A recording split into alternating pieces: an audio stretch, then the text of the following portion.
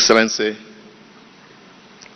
Prime Minister of the Federal Democratic Republic of Ethiopia, Dr. Abiy Ahmed. Deputy Prime Minister, Ethiopia Federal Democratic Republic, ጠቅላይ ሚኒስትር ዶክተር አብይ አህመድ ክቡር ምክትል ጠቅላይ ሚኒስትር Commissioners of the Ethiopian National Dialogue ጠቅላይ ፍርድ ቤት ፕሬዝዳንት ሚኒስትሮች እንዲሁም የኢትዮጵያ ከፍተኛ አመራሮች የኢትዮጵያ አገራዊ ምክክር ኮሚሽን ኮሚሽነሮች ዶክተር ዋክሜ Intergovernmental Authority on Development IGAD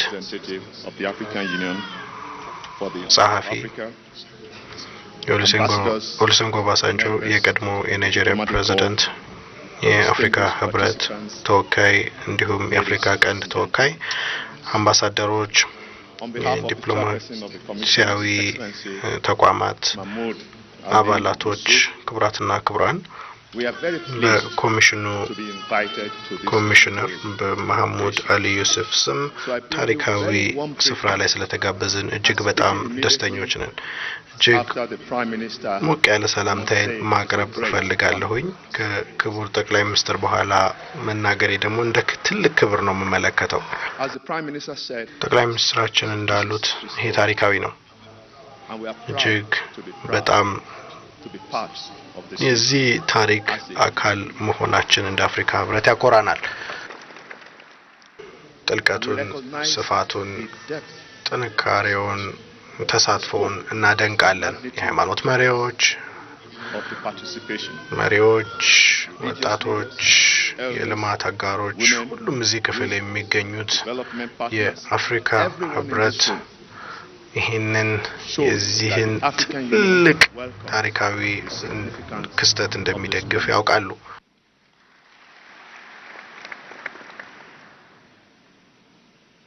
The Prime Minister spoke about opportunities. ክቡር ጠቅላይ ሚኒስትር ስለ እድሎች አውርተዋል።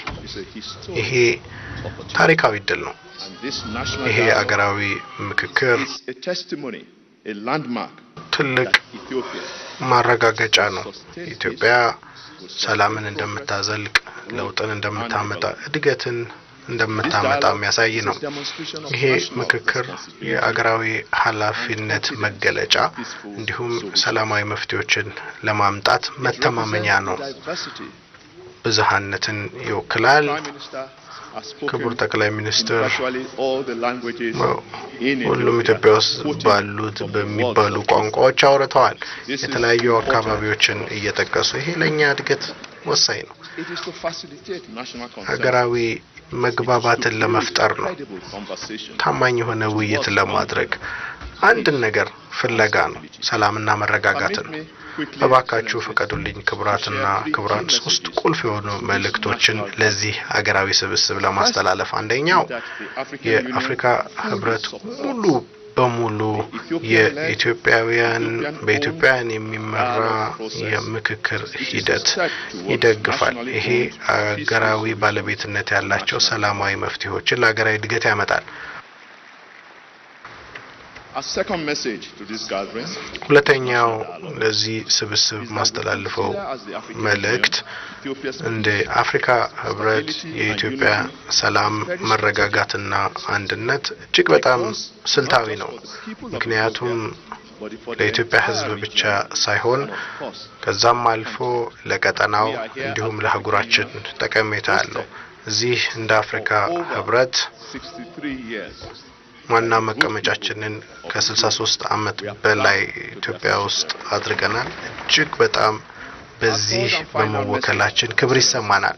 አራተኛና የመጨረሻው መልእክቴ ክቡራን ከናንተ ጎን አሁንም እንደ አፍሪካ ህብረት ሰላምን ለማስረጽ እንቆማለን። አገራዊ መስማማትን፣ ዘላቂ ልማትን ማምጣትን እንዲሁም የሁሉም ኢትዮጵያውያኖች ህልሞች እንዲሳኩ እንዲሁም ከአጀንዳ 2063 ጋር እንዲጣጣሙ ከጎናችሁ እንቆማለን።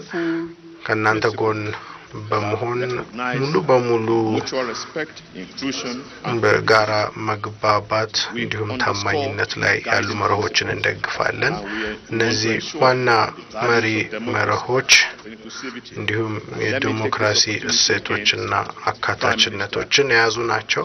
በድጋሚ ክቡር ጠቅላይ ሚኒስትር እንኳን ደስ አሎት ማለት ፈልጋለሁኝ። የመጨረሻውን 7ኛውን አገራዊ ምርጫ ፓርቲው ስላሸነፈ